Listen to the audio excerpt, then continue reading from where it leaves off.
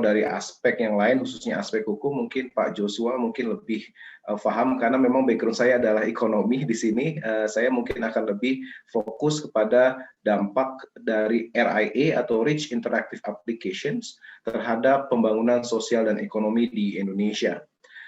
Nah, dalam kesempatan kali ini, saya berusaha untuk menjabarkan beberapa poin. Ya, saya bagi 3 saja di sini. Pertama, saya akan memberikan pendahuluan atau latar belakang terkait dengan RIA dan juga bisa dibilang apa sih atau bagaimana sih perkembangan industri atau sektor digital teknologi di Indonesia. Tadi Ibu Dian dalam sambutannya menyampaikan bahwa memang kita tidak bisa lagi lari dari dunia yang semakin maju gitu ya. Kita mau tidak mau harus lebih adaptif dan juga kita harus mengikuti perkembangan tersebut. Nah, namun di satu sisi memang kita harus melihat apa sih sebenarnya dampak positif dan dampak negatifnya, dan mungkin nanti terkait dengan masalah perlindungan data pribadi, kemudian juga terkait dengan hal-hal lain berkaitan dengan cyber security, itu mungkin adalah salah satunya mungkin masih perlu dikaji lebih lanjut, dan juga menurut saya pemerintah Indonesia masih dalam proses untuk terus membuat sebuah program atau kerangka kebijakan untuk melindungi hal-hal tersebut. Nah, kemudian poin kedua, saya akan berusaha untuk memberikan semacam analisis dampak dari RIA ini. Saya akan menjabarkan beberapa sektor nanti, khususnya yang terkait dengan sosial dan ekonomi. Dan kemudian yang terakhir, saya ingin melihat the way forward. Apa sih kira-kira yang perlu kita lakukan ke depannya. Bapak-bapak, ibu-ibu sekalian, dan juga teman-teman mahasiswa yang saya banggakan, pada dasarnya kalau kita berbicara masalah digital technology, ya Indonesia pada dasarnya memiliki potensi, dan juga kita tahu bahwa ada beberapa studi yang memperlihatkan bahwa Indonesia itu memang punya potensi cukup besar gitu ya. McKinsey Global Institute di tahun 2014 pernah menyampaikan bahwa akibat adanya app economy ini ya, hal tersebut bisa memberikan atau menciptakan setidaknya 22.000 lapangan pekerjaan di Indonesia. Kemudian di tahun 2017 Huawei pada saat itu juga melakukan studi yang menyampaikan atau menemukan bahwa berdasarkan studinya, dengan melakukan strategi digital yang tepat, Indonesia itu dapat memperoleh tambahan, ingat ini tambahan atau additional pertumbuhan ekonomi sebesar 1,8% hingga tahun 2025. Kemudian ketika di tahun 2016, salah satu lembaga yang juga punya kaitan dengan salah satu universitas di Inggris, yaitu Oxford University, yaitu Oxford Economics, itu pernah juga menyampaikan bahwa teknologi digital itu dapat mempercepat pertumbuhan dan produktivitas pekerja di Indonesia, dan estimasinya dapat meningkatkan sebesar 150 miliar US dollar dan juga berpotensi menciptakan 3,7 juta lapangan kerja tambahan pada tahun 2025. Nah, namun dari sisi potensi tersebut memang kita harus lihat apa sih kira-kira hal-hal yang perlu kita perhatikan terkait dengan capaian atau target yang mungkin berdasarkan studi itu terlihat bahwa memang wow, ini sangat positif sekali.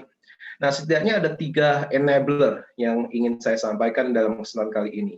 Yang pertama menurut saya terkait dengan literasi digital, ini sangat penting.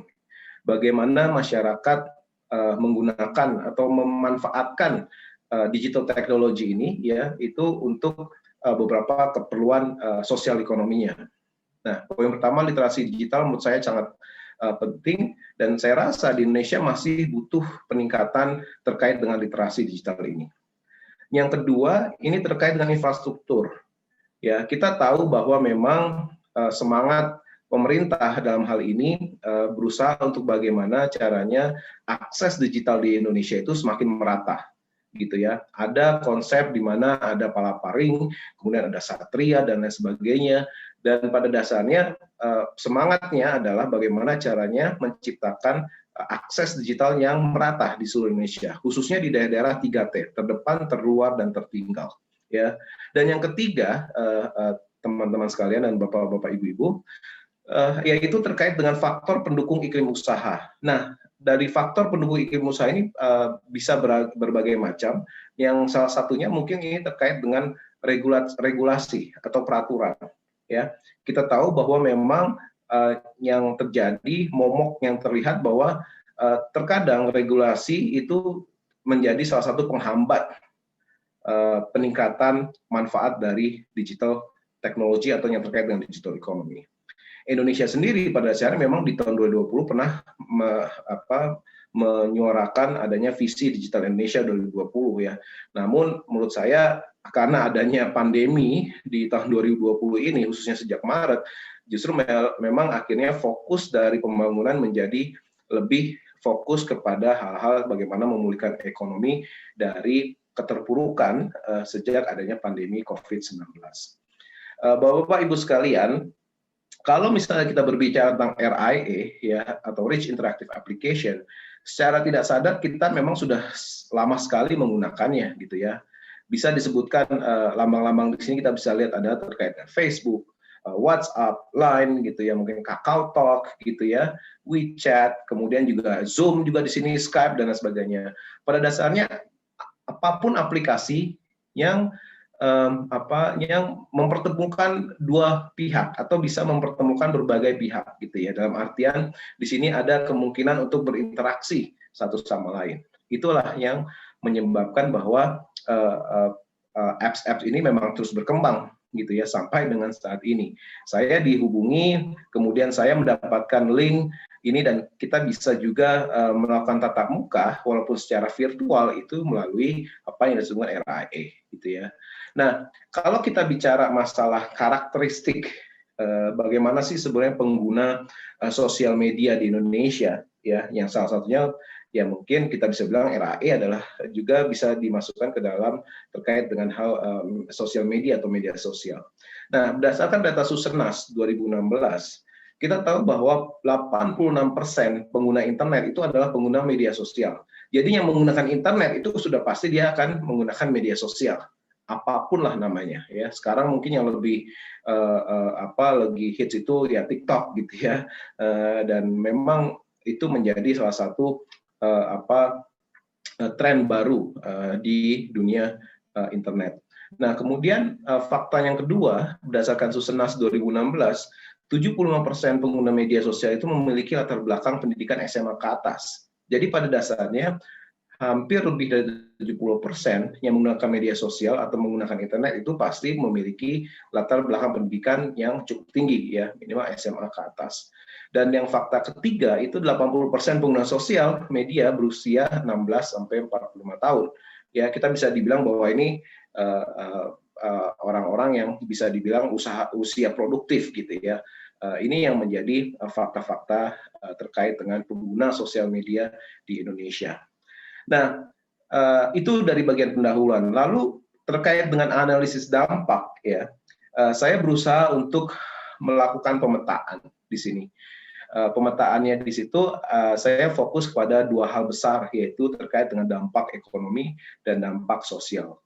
Nah, dalam kesempatan kali ini saya mungkin hanya fokus pada dampak ekonomi di 3 subsektor, yaitu UMKM, dua subsektor yaitu UMKM dan ketenagakerjaan. Dan dari sisi sosial, saya hanya fokus kepada 2 hal yang sangat dasar, ya, yaitu sektor pendidikan dan sektor kesehatan. Ya, walaupun dalam studi kami juga fokus pada sektor pariwisata di sektor ekonomi dan juga subsektor terkait dengan partisipasi masyarakat dari sektor sosial. Nah, kita mulai dulu secara umum. Ya, tadi disebutkan bahwa sebenarnya apa sih manfaat dari digital technology ini gitu ya, atau apapun lah yang pasti RIA adalah salah satu perwujudan dari kemajuan dunia digital di Indonesia. Nah, studi yang kami lakukan dengan menggunakan model ekonometrika, ya, berdasarkan data tingkat desa dan kabupaten kota melalui data Podes, Susenas dan BPS dari BPS, kita mengukur sebenarnya cakupan layanan internet, media sosial, dan indikator-indikator sosial ekonomi. Dan berdasarkan pengolahan data yang kita lakukan atau yang kami lakukan, kita bisa melihat bahwa terkait dengan ketika ada 10% misalkan peningkatan network coverage atau cakupan jaringan, ya, di sini terkait dengan pendirian BTS, ya, tahu ya BTS itu ya, Base Transceiver Station gitu ya, untuk menyebarkan jaringan khususnya ponsel gitu ya. Itu ketika ada peningkatan 10% peningkatan network coverage, itu bisa diasosiasikan dengan 0,92% tambahan pertumbuhan ekonomi di daerah. Ya. Jadi ada korelasi yang positif dari peningkatan network coverage ini dengan peningkatan pertumbuhan ekonomi. Nah, lalu bagaimana dengan peningkatan penetrasi media sosial? Nah, kita di sini malah justru kita lihat bahwa memang media sosial juga punya korelasi positif dengan pertumbuhan ekonomi, khususnya di daerah, di mana setiap 10% peningkatan penetrasi media sosial itu diasosiasikan dengan 0,11% tambahan pertumbuhan ekonomi daerah. Jadi jelas bahwa hal yang berbau dengan digital technology, bagaimana cara meningkatkan network coverage dan bagaimana cara meningkatkan penetrasi khususnya untuk media sosial itu punya korelasi yang positif terhadap pertumbuhan ekonomi secara umum. Nah, sekarang kalau kita bicara UMKM pada dasarnya kita tahu bahwa kalau dari sisi karakteristik UMKM itu memang punya peranan cukup besar di Indonesia, ya, sebagai kontributor untuk tenaga kerja, ya, sudah lebih dari 90% tenaga kerja itu berasal dari usaha mikro, kecil, dan menengah, gitu ya. Kemudian kontribusi PDB-nya juga cukup tinggi, gitu ya, sebesar 57,8%, dan juga untuk ekspor juga berpotensi, ya, di mana sektor UMKM bisa menyumbang ekspor sebesar 15,8%. Terlepas dari apa masalah UMKM, ya, selama ini, ya, di mana terjadi adanya fenomena missing middle, ya, di mana lebih banyak usaha mikronya dibandingkan kecilnya, dibandingkan menengahnya, dibanding besar. Idealnya memang seperti anak tangga, ya, tidak ada sebuah gap yang cukup besar. Mikronya sangat besar sekali, kemudian kecilnya cuma sedikit, sedangnya apalagi, besarnya cuma bisa hitungan jari. Nah, idealnya, ya, makanya di sini kadang-kadang kita berusaha mendorong bahwa memang adanya peran digital technology, ya, ataupun RIA apapun itu bentuknya, itu bisa mengupgrade atau meningkatkan skalanya, ya, di scaling up gitu ya, upscaling dari mikro menjadi kecil, kecil menjadi menengah, menengah menjadi besar. Itu adalah idealnya. Dan memang kalau kita bicara masalah informality, ya, kita tahu memang kalau sektor mikro kecil biasanya itu sektor-sektor informal. Nah, itu mungkin adalah perkara lain yang mungkin, ya, kita akan bahas mungkin di topik-topik yang lain gitu ya, nanti kalau ada terkait dengan webinar. Nah, untuk dampak dari RAE pada UMKM ini, kita bisa tahu ada beberapa studi yang dilakukan oleh IDEA misalkan, ya, di tahun 2017. Bahwa UMKM di Indonesia itu menggunakan platform digital dan media sosial dalam bisnis mereka. Misalkan dalam itu dia melakukan survei di mana mayoritas UMKM itu menggunakan Facebook. Ya, 43% menggunakan Facebook, 11% menggunakan Instagram, dan 7% menggunakan websitenya sendiri untuk melakukan pemasaran, misalkan terkait dengan barang yang mereka jual atau mereka produksi. Nah, berdasarkan temuan dari Gatecraft 2017, kita melihat bahwa memang media sosial di sini, ya, entah itu bentuknya yaitu RIA gitu ya, itu merupakan platform menurut saya yang paling efektif. Karena apa? Karena sekarang semakin affordable untuk memiliki smartphone, ya. Siapa yang di sini nggak pakai smartphone atau masih pakai monoton dan yang masih layarnya masih satu warna? Jarang sekali, karena semakin lama harga handphone itu semakin terjangkau dan bisa memiliki fasilitas yang bagus, minimal 4G, gitu ya. Nah, lalu kalau kita bicara masalah media sosial dan RIA di sini, pada dasarnya memang hal-hal atau komponen ini dapat mewadahi UMKM untuk melakukan komunikasi dengan konsumennya, dengan penyedianya, kalau misalnya berada dalam rantai supply gitu ya, dan anggota lain atau pihak-pihak lain dalam rantai supply-nya atau rantai bisnisnya. Jadi ini adalah sebuah terobosan atau sebuah menurut saya manfaat yang didapatkan dari adanya RIA. Nah, kemudian kalau dari sisi lapangan pekerjaan, ya mungkin teman-teman di sini semua juga sudah menggunakan salah satu istilahnya Facebook-nya yang lebih formal gitu ya untuk melakukan networking dalam hal kerjaan, ya. Sebenarnya LinkedIn ini mirip seperti Facebook atau sosial media lainnya gitu ya. Tapi LinkedIn ini fokus bagaimana caranya untuk menghubungkan antara employers atau perusahaan dengan employees atau potensial employees gitu ya. Nah, mungkin beberapa bapak-bapak, ibu-ibu atau teman-teman sekalian juga pernah mendapatkan kesempatan untuk melakukan wawancara dengan media LinkedIn gitu ya awalnya ketika mempertemukan antara perusahaan dan juga bapak-bapak, ibu atau teman-teman sekalian. Nah, platform digital seperti ini menurut saya memang sangat efektif. Karena apa? Karena biaya transaksinya tidak terlalu mahal gitu ya, terkait dengan promosi dan follow up, dan juga komunikasinya cukup baik gitu ya, mulai dari proses seleksi, aplikasi seleksi sampai dengan terpilihnya bapak-bapak, ibu-ibu atau teman-teman sekalian misalkan mendapatkan pekerjaan melalui LinkedIn.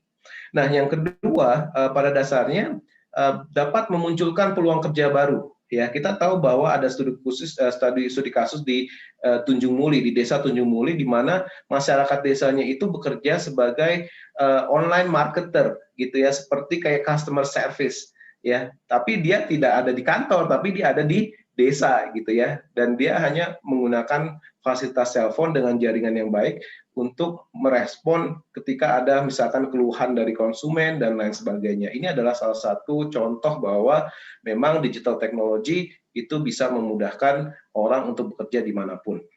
Nah, dari pendidikan, kita bisa lihat bahwa memang kalau kita bicara masalah alokasi anggaran untuk dana pendidikan, kita tahu bahwa memang ada amanat undang-undang untuk mengalokasikan 20% dari total anggaran atau APBN untuk sektor pendidikan. Sampai saat ini kira-kira ada sampai 3-4% dari GDP jumlah alokasi dana untuk pendidikan. Nah, semakin meningkat dana atau anggaran pendidikan, bukan berarti bahwa kualitas pendidikan di Indonesia itu sesuai dengan yang diharapkan. Masih akan ada masalah terkait dengan adanya low skill teacher gitu ya, keahlian yang masih kurang mumpuni bagi para edukator gitu ya. Kemudian monotonnya proses pembelajaran di dalam kelas ya, atau mungkin sekarang itu bagaimana caranya, makanya dengan adanya digital technology di era pandemi itu bagaimana caranya membuat siswa atau mahasiswa itu menjadi menarik ketika melakukan virtual class gitu ya. Itu mungkin perlu ada strategi yang tersendiri. Kemudian adanya slow response dan komunikasi yang terbatas antara educators, pendidik dengan mahasiswa didiknya atau siswa didiknya. Dan yang keempat terkait dengan infrastruktur. Nah, RIA sendiri diharapkan memang dapat menjadi solusi untuk mengatasi keempat hal tersebut, gitu ya. Gimana caranya kita akhirnya beyond the classroom? Ini adalah beyond the classroom. Kita melakukan virtual meeting gitu ya. Saya ada di Jakarta, ya mungkin Bapak Ibu ada di Surabaya, ada yang di Jogja, ada yang di Papua dan lain sebagainya. Ini adalah salah satu bentuk bahwa memang teknologi itu bisa memudahkan kita untuk saling bertatap muka dan berdiskusi. Dan kemudian yang kedua, RIAs ini dapat setidaknya menjembatani ya adanya cultural gap misalkan ya, dan ya tadi akhirnya kita bisa bertatap muka secara virtual dimanapun kita berada seperti itu, asalkan memang infrastrukturnya digitalnya itu cukup mumpuni. Nah, kalau kita bicara masalah apa aja sih sebenarnya education technology platform, sebenarnya banyak sekali ya. Mungkin Bapak Ibu sangat sangat familiar dengan Ruang Guru ya, karena memang dulu salah satu pendiri Ruang Guru itu menjadi salah satu staf khusus milenial, walaupun sekarang sudah tidak lagi menjabat gitu ya, dan sekarang fokus bagaimana caranya mereka bisa membantu pemerintah terkait dengan kartu prakerja. Jadi banyak sekali sebenarnya education teknologi platform yang baru. Nah, untuk sektor kesehatan, menurut saya WhatsApp berdasarkan studi kasus di Yogyakarta dan Jawa Tengah, ya kita menemukan bahwa memang praktisi kesehatan itu biasanya bisa melakukan komunikasi dengan pasiennya atau dengan koleganya dengan menggunakan WhatsApp. Ya mungkin Bapak Ibu-ibu juga antar guru, antar mahasiswa, antar saya nggak tahu antar manapun, antar profesional di sektor tertentu memiliki WhatsApp group tersendiri dan akan melakukan diskusi-diskusi yang sifatnya ya bermanfaat untuk menyampaikan informasi. Di Kudus pun di Jawa Tengah, WhatsApp itu digunakan untuk membantu registrasi terkait dengan jaminan kesehatan sosial atau KIS atau JKS gitu ya, dengan hanya mengirimkan foto KTP dan KK gitu ya. Jadi mendaftar melalui WhatsApp. Jadi ini adalah salah satu bentuk di mana potensi RIA di sini sangat baik gitu ya untuk sektor kesehatan. Nah, sebagai penutup, karena saya mungkin sudah hampir 30 menit untuk menyampaikan paparan ini, dan nanti saya mungkin lebih senang sekali kalau kita bisa berdiskusi saja. Nah, ada 6 poin di sini yang mau saya sampaikan sebagai penutup di penghujung paparan saya. Ya, tantangan itu pada dasarnya dari poin 1 sampai 3 itu mungkin terkait dengan masalah regulasi dan peraturan. Ya, saya bukan orang hukum, mohon maaf ya, tapi mungkin nanti kita sambil jalan juga mungkin Pak Joshua atau bapak-bapak ibu dosen yang lain bisa menyampaikan pandangannya atau insight-nya terkait dengan regulasi dan peraturan. Kami sendiri pun di CSIS ini mungkin juga sedang fokus juga melakukan kerjasama dengan pihak Facebook Indonesia itu untuk memberikan sebuah edukasi terkait dengan bagaimana caranya agar regulasi itu tidak membatasi inovasi, ya. Jadi kalau bisa memang ada semacam keseimbangan antara regulasi dengan inovasi. Jangan sampai regulasinya banyak, inovasinya nggak ada sama sekali, atau inovasi banyak tapi nggak ada regulasi. Ya, jadi mungkin itu harus seimbang. Nah, dari 3 poin pertama ini menurut saya memang terkait dengan regulasi. Pada dasarnya, yang poin pertama adalah rancangan peraturan, ya peraturan hukum nanti harus memiliki tujuan yang jelas dan terarah. Ya, jangan sampai ada tumpang tindih ya. Sama ini kan selalu ada bisa dikatakan ada ego sektoral. Misalkan terkait dengan fintech gitu ya, dengan fintech nanti ada Kominfo di sana pasti berperan, ada BI di sana, ada OJK dan lain sebagainya. Nah, perlu ada semacam tujuan yang jelas dan terarah. Apa sih yang mau kita capai seperti itu. Yang poin kedua, peraturan yang dibuat harus selaras dan sesuai dengan peraturan lain yang sudah ada pada sektor tersebut maupun sektor terkait. Ya, jadi fine tuning istilahnya ya, kita harus menyamakan atau menyelaraskan, menyesuaikan peraturan-peraturan tersebut agar memang akhirnya sejalan, tidak saling overlapping, juga tidak saling bertentangan. Jadi ini akan membingungkan nanti bagi para provider dari digital technology atau digital economy nanti atau RIA sendiri. Yang ketiga, peraturan harus dirumuskan secara tepat dan diselaraskan dengan prinsip dan standar internasional maupun komitmen Indonesia dalam forum internasional. Ini penting.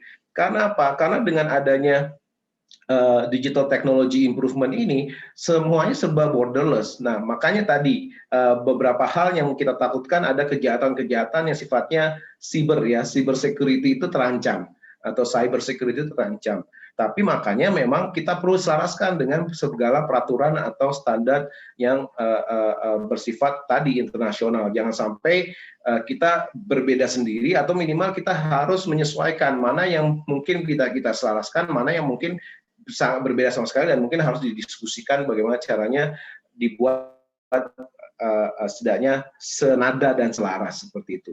Nah, poin keempat, ini poin keempat, 5, dan 6 ini pada dasarnya untuk menjawab enablers di slide di awal tadi ya, enablers tadi, literasi digital, bagaimana caranya kita harus tingkatkan pokoknya ya, kita harus memberikan edukasi, memberikan capacity building yang baik, bagaimana sih caranya menggunakan fasilitas digital teknologi atau menggunakan apa yang disebut dengan RAE di sini. Dan yang kelima, yang pasti infrastruktur telekomunikasi ini penting. Dan menurut saya semakin meratanya, semakin cepatnya, semakin terjangkaunya infrastruktur atau akses digital itu sangat penting bagi kemajuan digital teknologi di Indonesia. Dan yang terakhir menurut saya ini penting, mempromosikan kebijakan yang tidak membatasi. Ya, bagaimana caranya ada keseimbangan antara regulasi gitu ya, peraturan dengan inovasi gitu ya. Jadi menurut saya di sini, menurut kami di sini adalah berdasarkan literasi digital, konektivitas lebih baik dan lebih banyak keahlian untuk memastikan setiap lapisan masyarakat menerima manfaat dari teknologi digital, khususnya terkait dengan platform atau RIA di sini. Mungkin itu saja Ibu Retno paparan dari saya, dan mudah-mudahan nanti saya mungkin akan fokus pada sesi tanya jawab nanti dan memberikan kesempatan pada Pak Joshua mungkin untuk lebih fokus pada hal yang terkait dengan perlindungan data pribadi. Terima kasih Ibu Retno, saya stop share di sini. Baik, terima kasih Bapak Fajar. Saya juga melihat Bapak sudah mencoba memenuhkan 30 menit dengan sangat padat. Untuk teman-teman Bapak-Bapak sekalian atau Bapak Ibu yang ingin memberikan tanya jawab nanti setelah kita pemaparan dari Bapak Joshua. Saya memperkenalkan lebih dulu Bapak Joshua. Bapak Joshua Sitompul, di sini beliau merupakan Kepala Bagian Hukum dan Kerjasama Dirjen Aptika tahun 2020. Beliau di sini juga sebagai Koordinator Hukum dan Kerjasama Dirjen Aptika, ahli hukum Undang-Undang Informasi dan Transaksi Elektronik sejak tahun 2019 hingga sekarang. Beliau juga merupakan Kepala Divisi Hukum Indonesia Cyber Law Community, di mana beliau sebagai kontributor hukum online, cybercrime, dan cyber law. Beliau juga pembicara di dalam training ICLC, sebagai pembicara di dalam forum internasional pada tanggal 18 sampai 19 Agustus 2020 di Third Asian Data Protection and Privacy Forum. Beliau merupakan lulusan dari Fakultas Hukum Universitas Indonesia, cum laude di tahun 2004. Beliau juga merupakan program master internasional di Manajemen Audencia School of Management di Prancis tahun 2006. Beliau juga rupanya baru saja juga mendapatkan gelar doktoral Fakultas Hukum Maastricht University Belanda. Baik, tidak memperpanjang waktu lagi karena saya yakin masih banyak pertanyaan juga yang sudah ada di dalam benak Bapak Ibu peserta semuanya. Kami persilahkan Bapak Joshua untuk bisa mempresentasikan.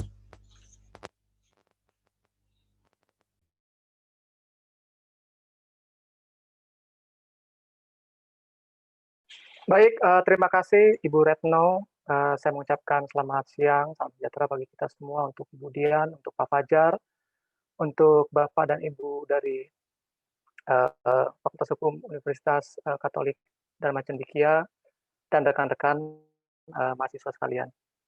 Topik yang disampaikan kepada kami di Kominfo untuk kami sharingkan adalah mengenai aspek hukum pelindungan data pribadi dalam Rich Interactive Application di Indonesia. Mungkin pada pemaparan kali ini tidak secara khusus membahas secara spesifik Rich Interactive Application, tapi lebih ke arah perlindungan data pribadi, khususnya di dalam pembahasan RUU perlindungan data pribadi yang sedang dibahas oleh pemerintah dan juga DPR.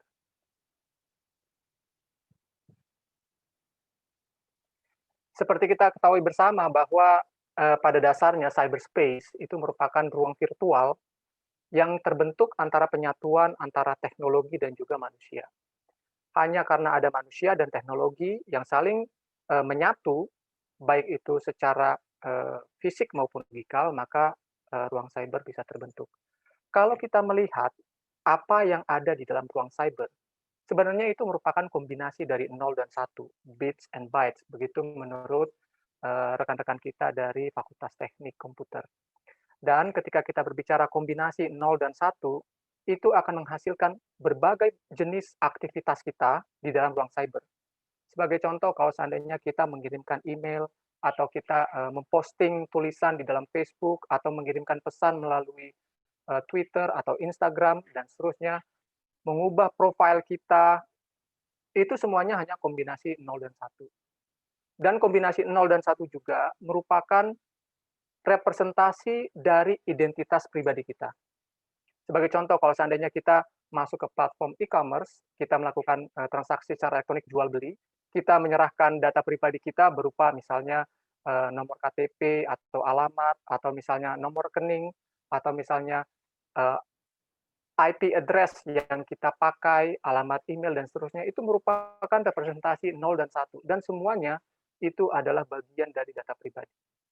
Jadi kalau kita melihat lagi cyberspace dan apa yang kita lakukan di dalam ruang cyber, ada begitu banyak informasi pribadi kita yang kita serahkan untuk ditransmisikan, untuk diproses oleh berbagai pihak, misalnya sosial media atau penyelenggara platform e-commerce, atau nanti diteruskan lagi kepada penyelenggara transportasi, termasuk juga Gojek dan seterusnya, yang kita bagikan dan juga menjadi tersebar.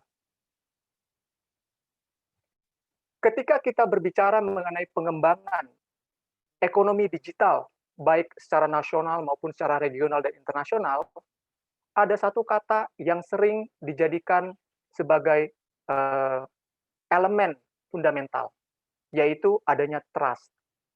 Kalau kita berbicara trust, sebenarnya trusting is risking. Kalau kita mempercayai seseorang, berarti kita harus menerima adanya resiko yang mungkin terjadi dan itu tidak mengenakan atau menimbulkan akibat hukum yang negatif kepada kita. Oleh karena itu, berbicara mengenai trust, maka kita harus memiliki a minimum level of trust. Artinya harus ada level minimum mengenai apa sih yang disebut dengan trust itu, sehingga ketika kita melakukan interaksi secara elektronik, ketika kita mengirimkan data kita, kita bisa menjadi percaya bahwa data kita dilindungi.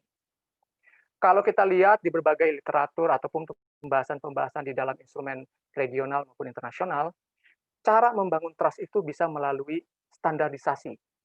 Apa yang dilakukan melalui standarisasi? Sertifikasi, atau membangun protokol, atau membangun infrastruktur. Atau fokus yang menjadi pembahasan kita kali ini adalah adanya hukum, national law, adanya legal frameworks, baik itu secara regional maupun internasional, dan tentunya ketika kita berbicara mengenai trust, tidak hanya apa yang tertulis, tapi apa yang dilakukan melalui enforcement.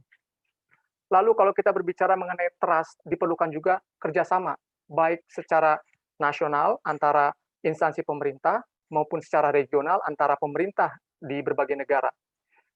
Dan juga dengan prinsip-prinsip multi-stakeholders atau public-private partnership, dan termasuk juga di dalamnya adalah sharing best practice. Tidak kalah pentingnya ketika kita berbicara mengenai trust, teknologi juga sangat berperan di dalam membangun kepercayaan users untuk menggunakan sehingga transaksi yang dilakukan di dalam cyberspace menjadi aman. Di Uni Eropa ada konsep mengenai data protection by design and by default. Artinya kalau seandainya ada teknologi baru datang dan akan diterapkan di satu negara di dalam Uni Eropa, maka data pribadi yang akan diolah oleh teknologi ini secara default akan terlindungi.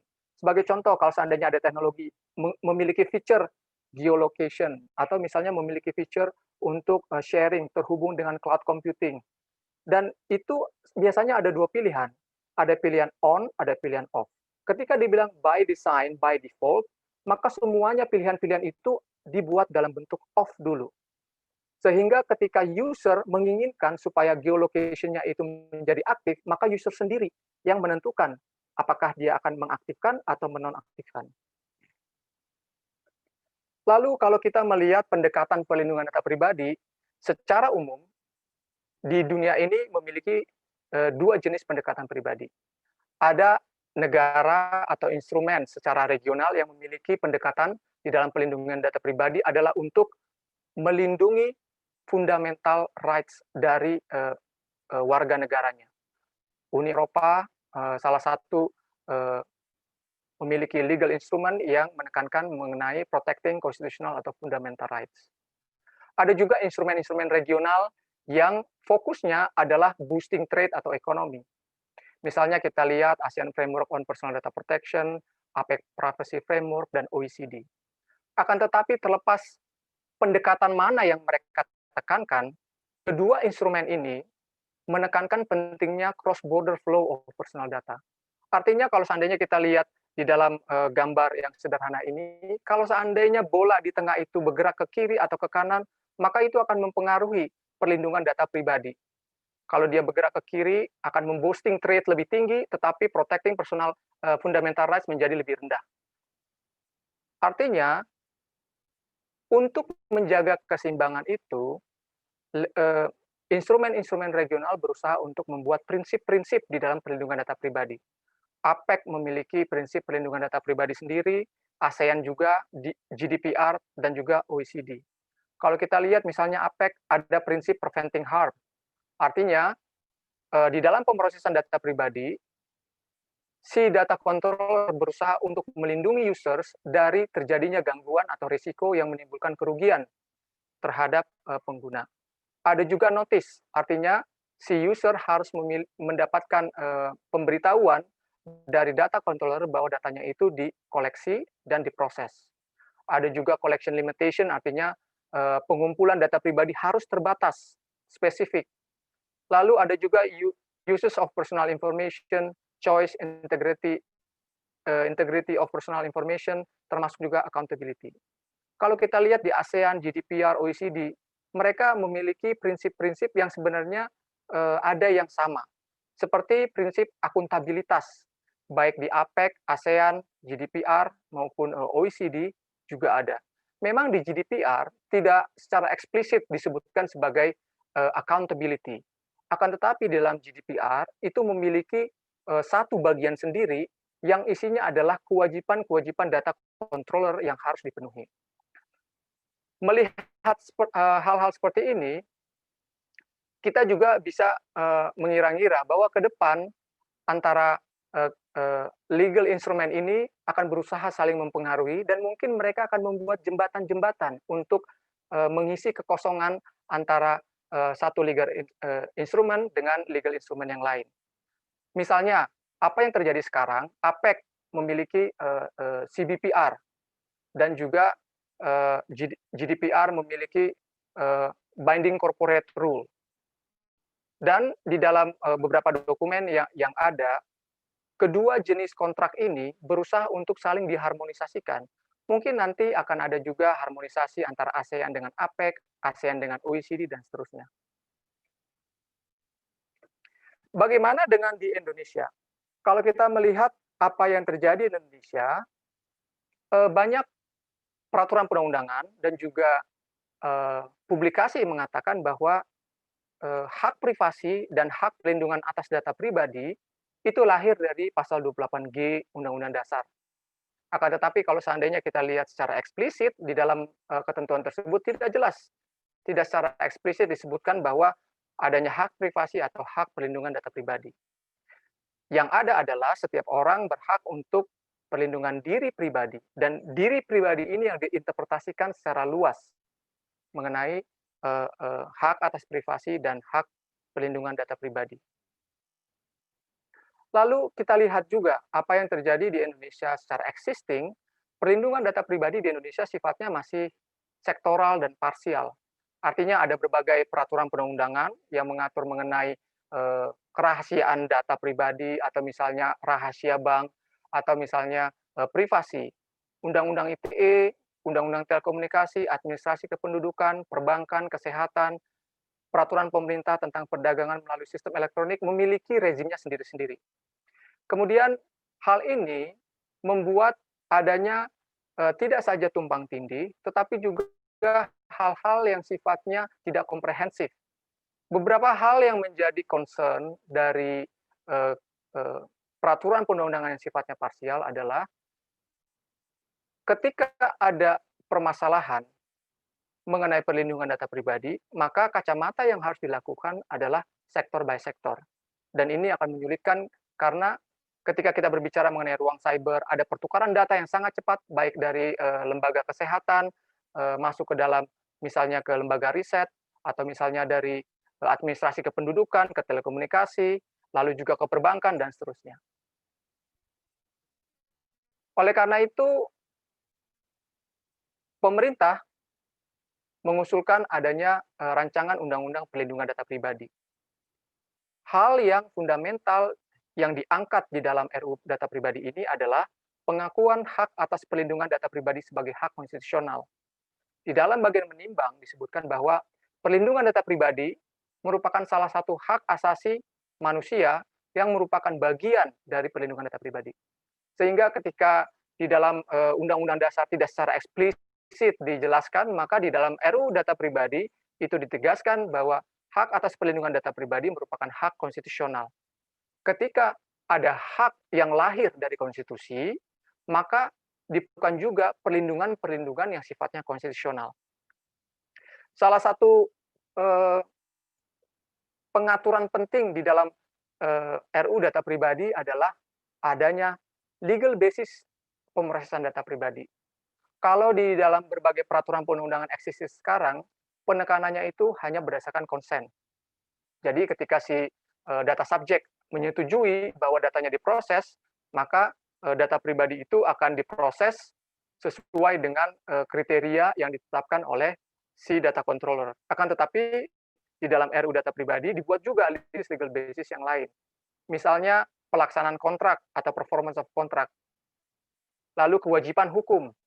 Jadi meskipun tidak ada persetujuan, tetapi adalah suatu kewajiban bagi misalnya pemerintah untuk mengelola pajak, maka data mengenai rekening atau misalnya penghasilan itu bisa diproses. Vital atau kepentingan vital pemilik data pribadi. Sebagai contoh, kalau kita berbicara mengenai ada orang yang dalam keadaan koma yang tidak bisa memberikan persetujuan, oleh karena vital interest atau kepentingan vital pemilik data pribadi, dokter atau tenaga medis bisa mengambil sampel darah atau misalnya melakukan ronsen atau CT scan, dan datanya itu diproses untuk menilai seberapa parah kondisi pasien yang dimaksud. Penggunaan CCTV yang ditempatkan di lapangan atau area publik tanpa ada persetujuan, akan tetapi ketika pemerintah misalnya Direktorat Jenderal Lalu Lintas atau kepolisian membutuhkan informasi mengenai kemacetan atau misalnya memonitor adanya tindak pidana di daerah tersebut, maka tanpa ada persetujuan CCTV itu bisa digunakan untuk memproses data pribadi. Demikian juga legitimate interest, yaitu kepentingan sah dari pengendali.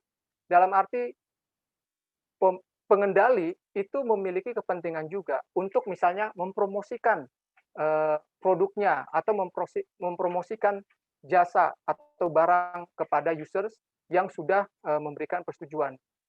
Kepentingan-kepentingan ini semuanya diakomodir oleh RUU Data Pribadi. Kemudian kalau kita berbicara mengenai prinsip yang diatur di dalam RUU Data Pribadi, data pribadi yang diproses itu harus terbatas. Artinya tidak boleh berlebih dan spesifik. Tidak bisa misalnya disebutkan bahwa data yang diminta adalah nama, alamat, email, dan sebagainya yang akan ditentukan oleh data control kemudian. Harus ada transparansi yang menunjukkan penggunaan pemrosesan data pribadi yang harus disampaikan oleh data controller. Lalu pemrosesan data pribadi harus sesuai dengan tujuannya.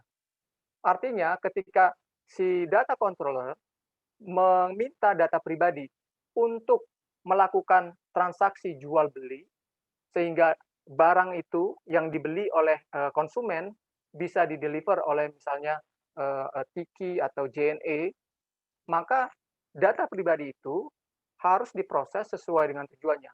Tidak bisa ketika data dimaksudkan untuk mengirimkan barang, lalu digunakan, dikumpulkan, lalu dijual secara kolektif kepada pihak lain.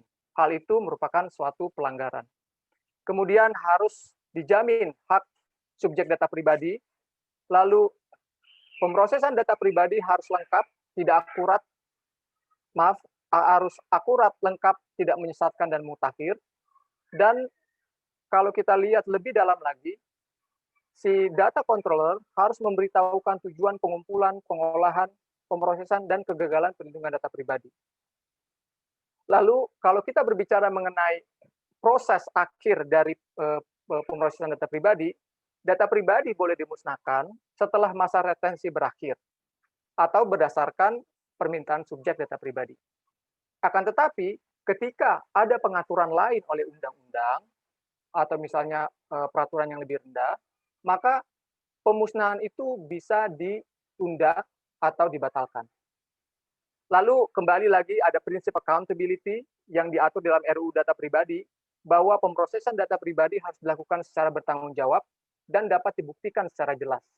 Artinya seluruh pemrosesan data pribadi itu harus terekam. Apakah benar data subjek telah memberikan persetujuan? Kalau benar, mana buktinya? Apakah benar transfer itu dilakukan sesuai dengan permintaan dari data subjek? Kalau benar, mana buktinya? Kalau seandainya tidak ada rekam jejak yang bisa menentukan tanggung jawab dari data controller, maka hal itu disebut sebagai pelanggaran.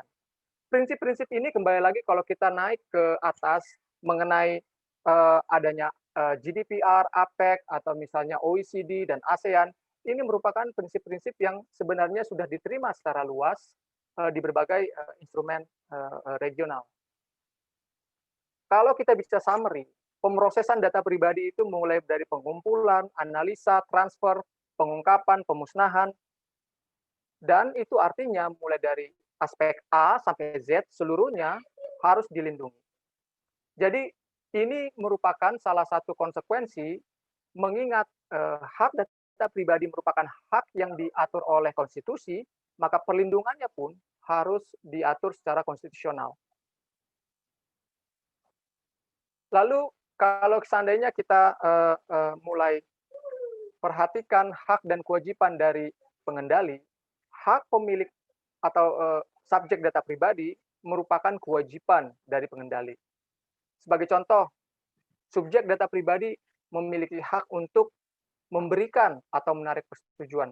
Artinya, data controller tidak boleh meminta atau mengumpulkan data pribadi tanpa ada persetujuan. Jadi, kewajiban dari pengendali bahwa pengendali wajib untuk meminta atau mendapatkan persetujuan dari data subjek. Lalu kalau kita lihat, subjek data pribadi juga memiliki hak untuk meminta informasi. Siapa data controller yang yang mengumpulkan atau memproses data pribadi saya? Dan bagaimana data itu harus diproses?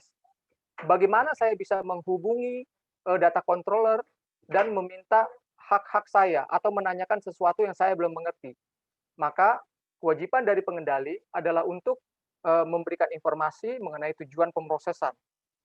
Lalu hak subjek data pribadi juga diatur di dalam RUU PDP untuk mengakses data pribadi, memperbarui atau memperbaiki, mengakhiri pemrosesan, menghapus data pribadi, menarik persetujuan, termasuk menunda, membatasi pemrosesan dan menuntut ganti rugi. Di dalam hal ini, maka kewajiban dari subjek data controller adalah untuk memberikan hak akses bagi si data subjek, lalu menghentikan pemrosesan data pribadi apabila diminta, menghapus, dan juga melindungi dan memastikan keamanan data pribadi, serta memastikan dari pemrosesan yang tidak sah. Lalu, apa yang bisa saya pahami mengenai Rich Interactive Applications di dalam pembahasan kali ini adalah bahwa ketika kita berbicara mengenai Rich Interactive Application, adanya interaksi yang dilakukan para pengguna dan juga artinya kembali lagi ketika kita berbicara mengenai teknologi dan manusia yang terhubung di dalam ruang cyber, maka semakin interaksi itu berlangsung, baik semakin intensif atau semakin lama, maka semakin banyak data pribadi yang ditransmisikan dari si subjek data pribadi kepada provider teknologi untuk dibagikan kepada user lainnya, dan semakin banyak data yang diproses oleh data controller yang mungkin dalam konteks ini adalah penyedia media sosial. Itu artinya semakin kita menyerahkan data pribadi kita, baik dalam bentuk suara, teks, gambar, ataupun informasi elektronik lainnya, maka data pribadi kita semakin terekspos. Ketika data pribadi kita semakin terekspos, maka kemungkinan-kemungkinan negatif yang bisa terjadi pada subjek data pribadi juga semakin besar. Oleh karena itu, apa yang diperlukan adalah adanya kembali lagi keseimbangan antara perlindungan terhadap data pribadi pengguna dan juga adanya kebutuhan untuk mengatur rich interactive applications ini dalam rangka pengembangan ekonomi dan inovasi. Sebagaimana tadi disampaikan oleh Pak Fajar bahwa rich interactive applications ini sangat bermanfaat di berbagai aspek kehidupan masyarakat, baik itu di dunia pendidikan, UMKM, atau misalnya di dalam trade dan seterusnya. Akan tetapi apa yang diperlukan ketika kita berbicara mengenai pro dan cons mengenai penggunaan rich interaktif ini adalah keseimbangan yang bisa dihasilkan dengan adanya hukum dan juga interpretasi hukum terhadap penegakan yang akan dilakukan di dalam pemrosesan data pribadi. Sebagai contoh, kalau seandainya kita berbicara mengenai statistik, Kominfo memiliki kewenangan untuk melakukan pemutusan akses. Di dalam pemutusan akses yang dimaksud sampai dengan November 2020, ada begitu banyak konten-konten yang telah diputus, yang paling banyak adalah konten pornografi. Lebih dari 1 juta. Kemudian perjudian, sekitar 225.000, lalu penipuan, sekitar 10.000, dan terorisme, sekitar 3.000. Lalu ketika kita melihat media sosial yang digunakan untuk menyebarkan konten-konten yang dilarang itu, yang paling banyak adalah Twitter. Lalu kemudian Facebook dan Instagram, YouTube dan Google. Itu artinya, seperti yang kita pahami bersama, bahwa setiap teknologi itu memiliki pro dan cons, memiliki sisi positif dan sisi negatif. Apa yang dilakukan oleh pemerintah selama ini dalam kacamata dalam perspektif Undang-Undang ITE adalah terhadap dampak-dampak positif internet, maka pemerintah berusaha untuk memfasilitasi teknologi informasi dan transaksi elektronik. Kemudian terhadap dampak-dampak yang sifatnya negatif, maka pemerintah berusaha untuk melindungi kepentingan umum dari segala jenis gangguan sebagai akibat penyalahgunaan informasi elektronik dan transaksi elektronik yang mengganggu ketertiban umum. Artinya, di dalam penerapan teknologi di berbagai aspek kehidupan masyarakat termasuk rich interactive application tersebut, maka perlu dilakukan assessment. Assessment ini dimaksudkan kembali lagi untuk menjaga keseimbangan antara pihak penyedia platform, penyedia sosial media, dan juga perlindungan terhadap data pribadi pihak pengguna. Demikian yang bisa saya sampaikan. Kita akan bisa berdiskusi lebih lanjut melalui sesi tanya jawab. Terima kasih. Baik, terima kasih Bapak Joshua. Kita akan buka sesi tanya jawab. Untuk sesi tanya jawab ini kita ada membuat termin. Termin pertama akan ada 3 penanya. Silakan kalau dari Bapak Ibu ataupun adik-adik mahasiswa yang ingin bertanya. Jika tidak ada, mungkin saya bisa memulai pertanyaan dulu ya. Oh, sebentar. Oh baik, ini ada pertanyaan dari Bapak Victor. Mungkin Bapak Victor bisa langsung menanyakan kepada Bapak Fajar ya, karena bahasan tentang literasi digital disampaikan oleh Bapak Fajar. Silakan Pak Victor.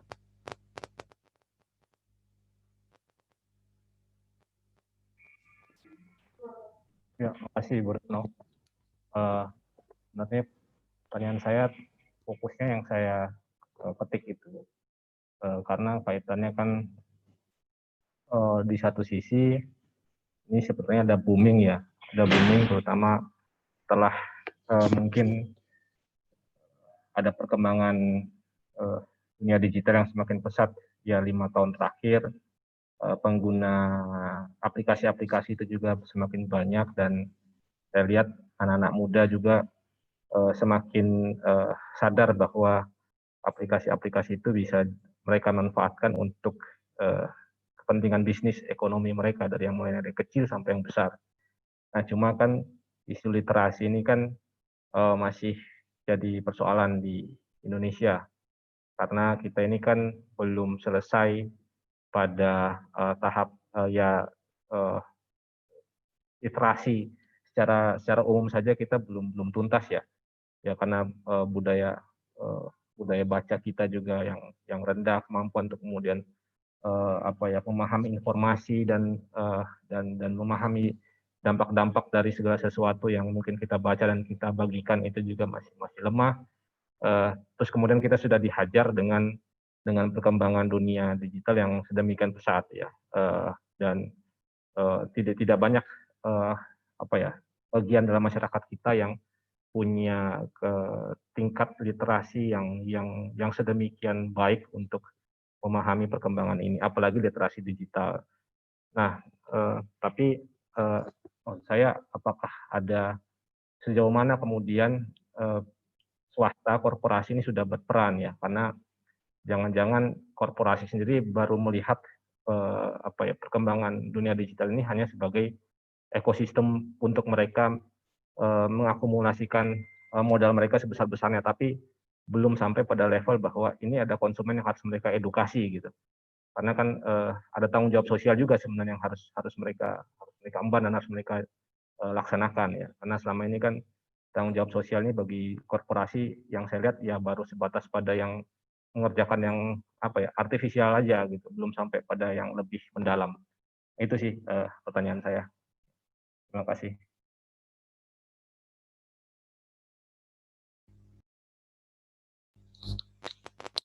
Bapak Fajar yang bisa dapat merespon untuk pertanyaan dari Bapak Victor. Terima kasih. Ya. Terima kasih Bu Retno, terima kasih Pak atau Mas Victor. Ya, pada poinnya sih memang tadi saya sampaikan di awal ya, memang kalau kita bicara masalah potensi, memang Indonesia punya potensi cukup besar. Ya, apalagi beberapa laporan misalkan yang terakhir dari Google Temasek dan Bain & Company itu, bahwa Indonesia punya potensi khususnya untuk digital economy atau ekonomi digital itu mencapai 124 miliar US dollar. Ya. Nah, tapi kan itu hanya semacam forecast atau potensi. Kalau misalnya potensi itu tidak dibarengi dengan enabler yang tadi saya sampaikan, ya bagaimana caranya dalam hal ini mungkin ya memang ini bukan hanya tugas dari pemerintah saja gitu ya, bukan hanya Kemkominfo saja, bukan hanya beberapa kementerian yang lain, tapi juga memang seluruh stakeholders yang berada dalam ekosistem digital ini. Ya tadi disebutkan perusahaan, jadi perusahaan bukan hanya ngomongin masalah cuan saja, tapi juga harus punya tanggung jawab sosial bagaimana mereka bisa mengedukasi gitu ya. Ya memang itu betul.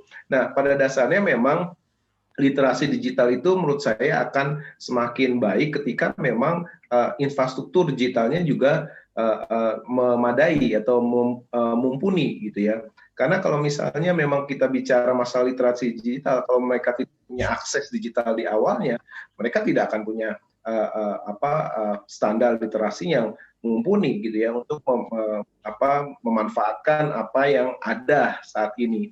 Nah, menurut saya memang mungkin juga nanti Pak Joshua bisa sampaikan kira-kira apa sih sebenarnya yang sudah dilakukan oleh Kominfo misalkan atau beberapa kementerian yang lain, karena mungkin Pak Joshua lebih paham betul apa yang sedang dilakukan. Tapi kalau kita bicara masalah apa yang sudah dilakukan, menurut saya sih memang ada beberapa visi ya dari pemerintahan saat ini, khususnya di periode kedua Pak Jokowi ini kan memang tujuan utamanya itu bukan hanya melulu terkait dengan infrastruktur yang sifatnya fisik, tapi bagaimana cara membangun infrastruktur yang sifatnya soft infrastruktur, yaitu terkait dengan peningkatan sumber daya manusianya.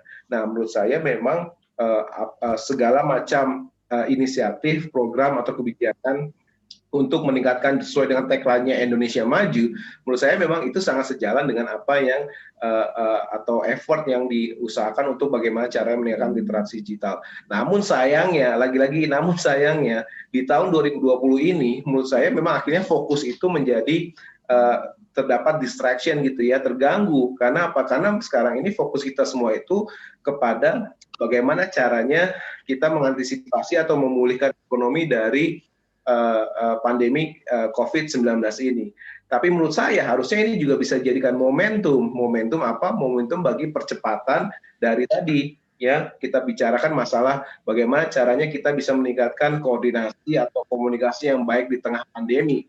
Lagi-lagi kita tidak bisa lepas dari manfaat dari RIA sendiri gitu ya untuk mempercepat komunikasi khususnya di tengah pandemi. Menurut saya itu sih mungkin respon yang bisa saya sampaikan, dan mungkin Pak Joshua punya pandangan lain atau punya informasi lain terkait dengan upaya-upaya pemerintah khususnya Kominfo untuk meningkatkan literasi digital. Terima kasih Ibu Retno, terima kasih Mas Victor. Terima kasih Pak Fajar. Kebetulan Pak Fajar, Pak Victor adalah Kaprodi dari Fakultas Hukum, yang beliau mungkin tadi agak terlambat. Untuk Pak Joshua mungkin bisa membantu untuk menjelaskan lebih lanjut terkait dengan apa yang dibutuhkan informasi dengan literasi digital, di mana korporasi dibutuhkan untuk peran secara sosial yang bisa diberikan kepada masyarakat. Baik Pak Joshua, mungkin bisa ditanggapan. Bu Retno, terima kasih banyak untuk pertanyaannya. Memang mengenai literasi digital ataupun digital talent bukan bagian dari core saya pada kesempatan kali ini, tetapi yang saya pahami yang menjadi program khususnya Direktorat Jenderal Aptika mengenai literasi digital adalah memfokuskan kepada UMKM yang memiliki potensi untuk berkembang di depan, untuk menghasilkan unicorn. Halo? Ya, Bapak masih terdengar. Oke. Untuk menghasilkan unicorn baru yang bisa bersaing dalam tingkat ASEAN dan juga mungkin dalam tingkat Asia Pasifik. Nah, apa yang dilakukan oleh Kominfo adalah pertama membagi beberapa UMKM ini menjadi beberapa jenis. Pertama adalah UMKM yang sifatnya baru mengenal mengenai digital device, baru belajar, baru mengetahui, itu diberikan kepada begitu banyak penyuluhan-penyuluhan dan juga webinar atau pendampingan.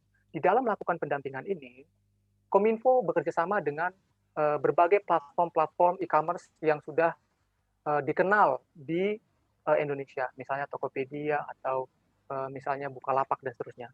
Jadi untuk memberikan informasi bagaimana melakukan transaksi elektronik menggunakan platform e-commerce, Kominfo menghadirkan orang-orang atau tokoh-tokoh sebagai pihak yang memiliki keahlian di dalam membagikan informasi tersebut. Lalu tahap yang berikutnya, ketika UMKM ini sudah mulai mengenal mengenai ruang lingkup dari e-commerce, maka terhadap orang-orang atau misalnya perusahaan-perusahaan yang sudah memiliki kemampuan untuk berkembang, maka Kominfo bisa memberikan pendampingan dengan memberikan channel ke perusahaan-perusahaan yang memang bisa membantu mereka bertumbuh. Dan melalui tahapan-tahapan tersebut diharapkan para masyarakat juga bisa melihat bahwa satu sisi semua informasi itu kita berikan, tetapi pada sisi lain secara praktik dan real, bahwa hanya orang-orang yang memiliki motivasi, orang-orang yang memiliki kreativitas, orang-orang yang memiliki kemampuan untuk membangun jejaring adalah orang-orang yang akan maju, UMKM yang akan bisa maju ke depan. Nah, lalu berbicara mengenai literasi digital. Di dalam pandemik ini, kalau misalnya kita perhatikan kondisi yang ada, ketika pandemik ini terjadi, maka e-commerce itu semakin berkembang. Peningkatan terjadi misalnya di platform-platform e-commerce atau misalnya tadi seperti yang Pak Fajar sampaikan, penggunaan sosial media untuk jual beli itu juga semakin marak. Akan tetapi ketika kita berbicara mengenai pandemik ini, tentunya literasi digital bukan hanya sesuatu hal yang positif, tetapi juga berkaitan mengenai keinginan orang untuk menyebarkan informasi yang salah atau menyebarkan informasi bohong yang bisa merusak struktur dari e-commerce yang ada di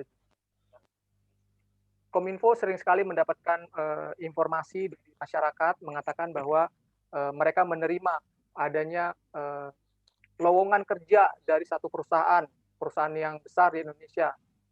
Uang sudah dikirim untuk tiket, tapi tiket tidak pernah datang. Atau misalnya terkait dengan informasi mengenai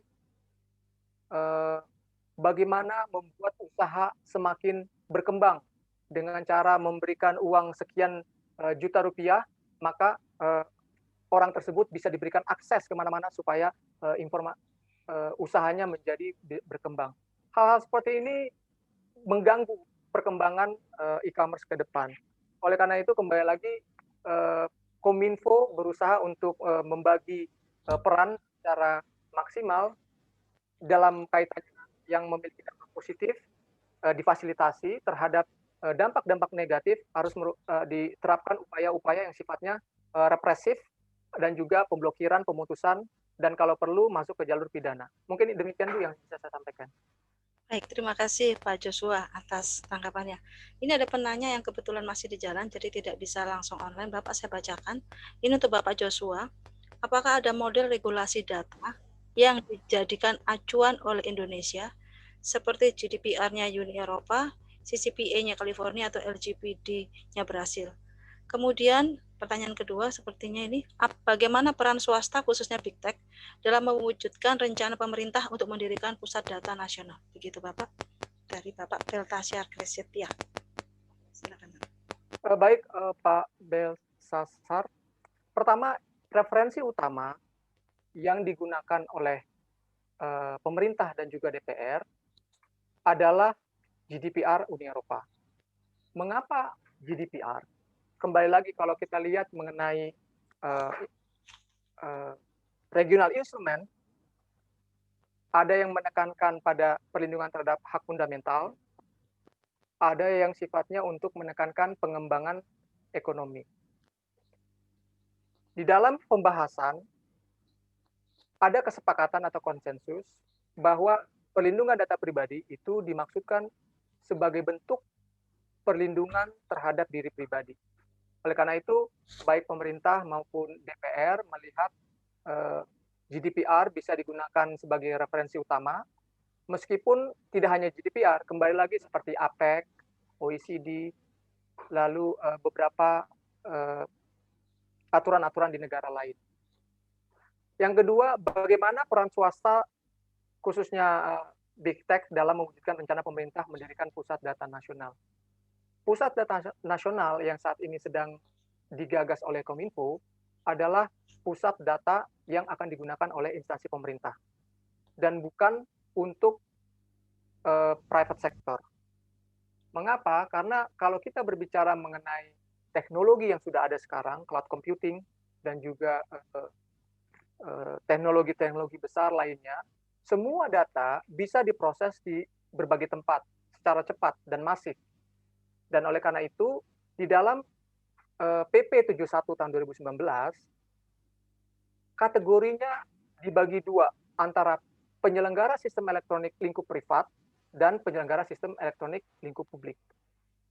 Penyelenggara sistem elektronik lingkup privat boleh memproses data di luar Indonesia. Akan tetapi, yang menjadi kewajiban di dalam PP 71 adalah PSL lingkup privat, termasuk Facebook, Google, atau perusahaan-perusahaan dari luar negeri lainnya, harus menjamin efektivitas pengawasan dan penegakan hukum di Indonesia. Jadi, mereka boleh menempatkan pusat datanya di luar, memproses di luar, tetapi ketika ada kepentingan Indonesia untuk mendapatkan data dalam rangka pengawasan atau penegakan hukum, maka penyelenggara sistem elektronik wajib memberikan. Berbeda halnya dengan penyelenggara sistem elektronik lingkup publik. Di dalam PP 71, penyelenggara sistem elektronik lingkup publik wajib memproses datanya di Indonesia. Oleh karena itulah diperlukan suatu pusat data nasional. Baik, Bapak. Terima kasih, Pak Joshua. Apakah ada dari peserta yang akan mengajukan pertanyaan lagi? Masih ada satu penanya untuk di termin pertama.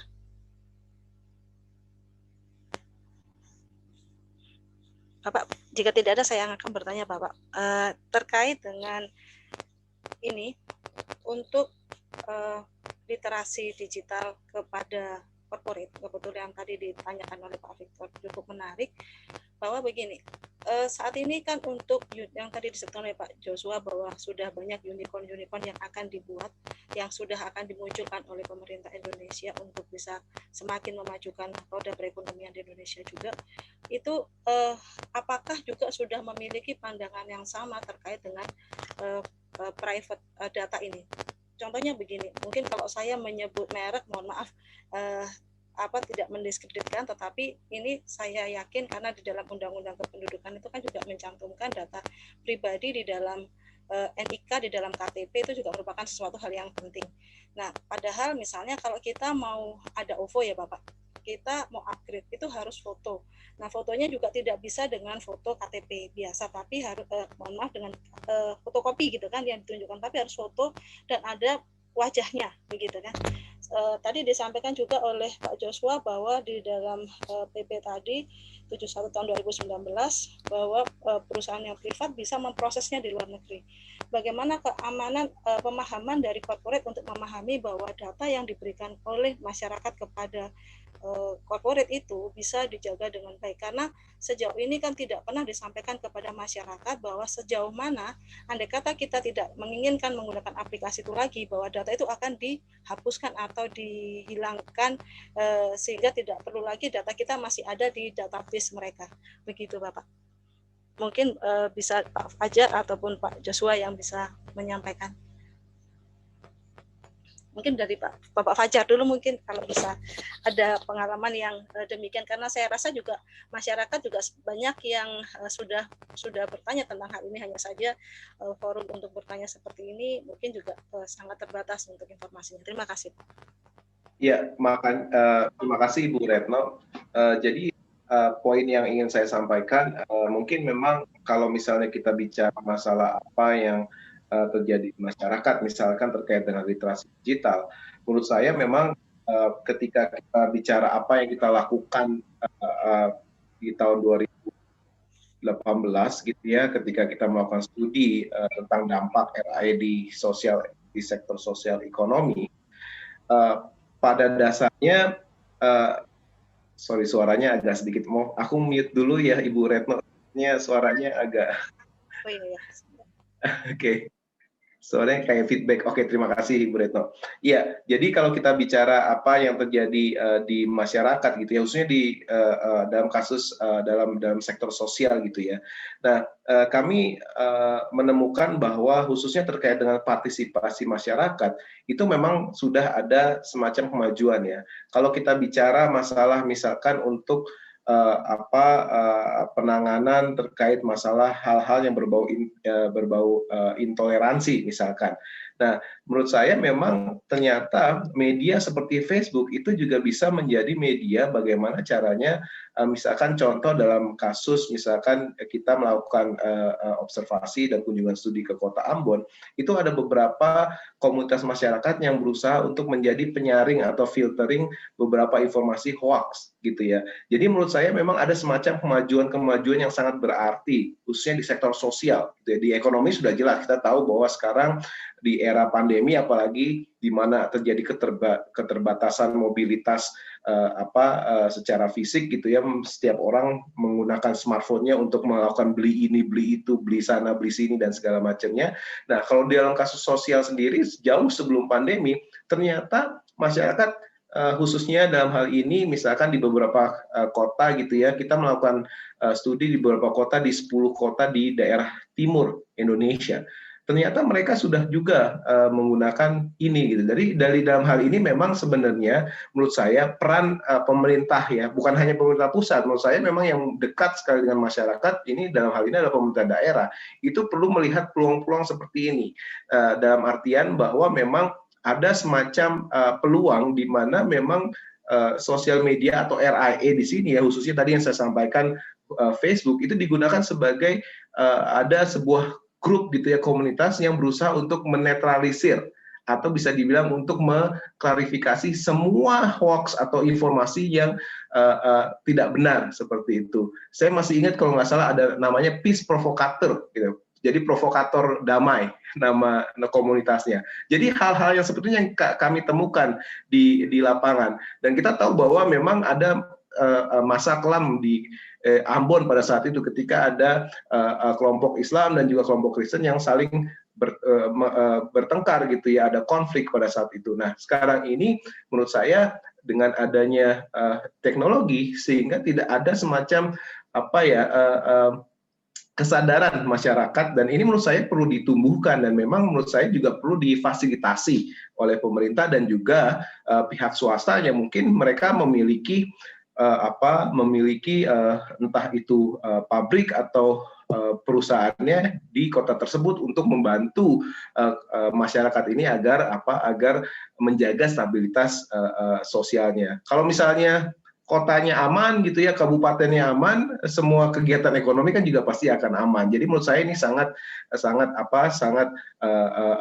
berdampak gitu ya, dan menurut saya itu memang harus difasilitasi dan harus didorong terus supaya akan ada provokator-provokator damai yang lain di kota lain agar tidak terjadi perpecahan gitu ya di Indonesia. Misalkan itu salah satu contoh. Mungkin itu kali respon saya dari untuk Ibu Retno.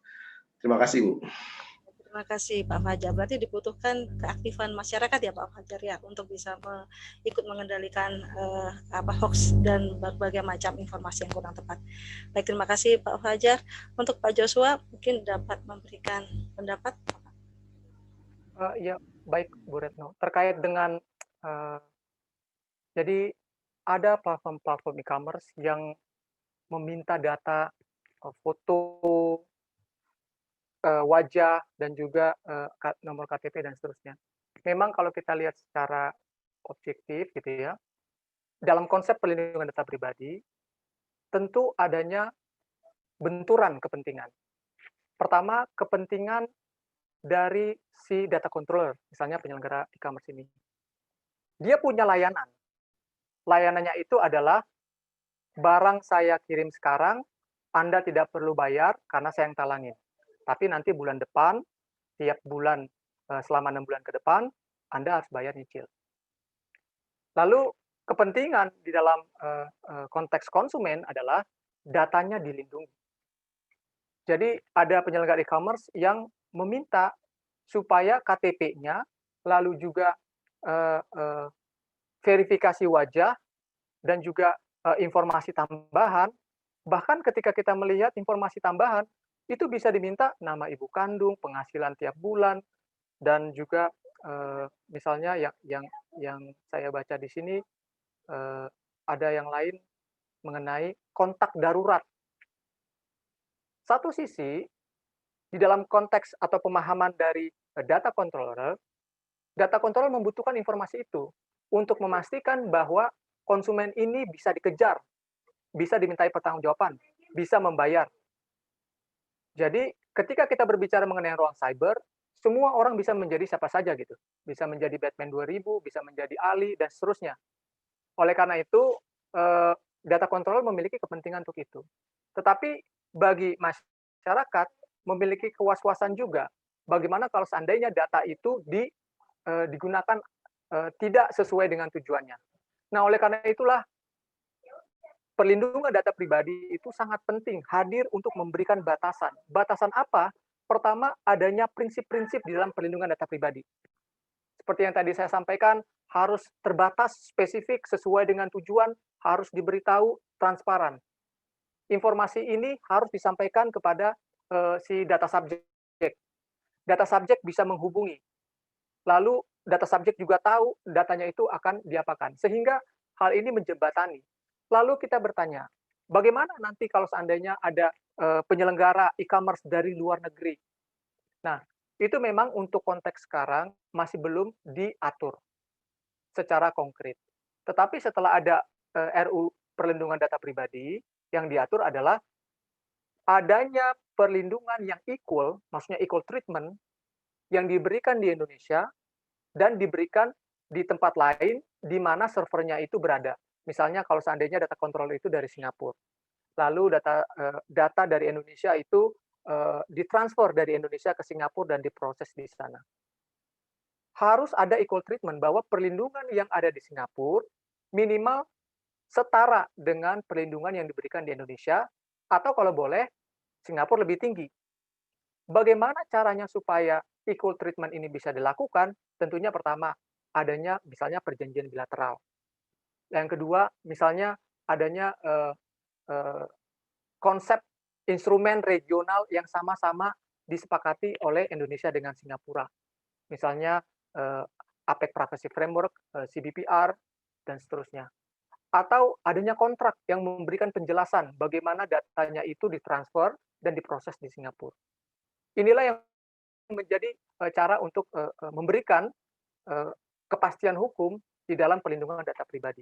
Memang kalau kita berbicara mengenai transfer data pribadi dari Indonesia ke negara lain, GDPR memiliki standar yang jauh lebih tinggi daripada instrumen-instrumen regional lainnya. Misalnya adanya adequacy. Adequacy itu kalau seandainya ada data prosesor di Singapura yang di Uni Eropa yang akan mengirimkan data di luar Uni Eropa, maka hal tersebut dilarang. Kecuali kembali lagi telah ada keputusan dari suatu komisi di Uni Eropa yang menyatakan bahwa standar perlindungan di negara ketiga tersebut sama dengan perlindungan di Uni Eropa, dan tidak hanya peraturannya saja, tetapi praktik-praktik penegakan hukumnya juga setara. Lalu kalau seandainya adequacy ini tidak ada, maka ada conditions and safeguard yang setara yang dimiliki oleh negara ketiga.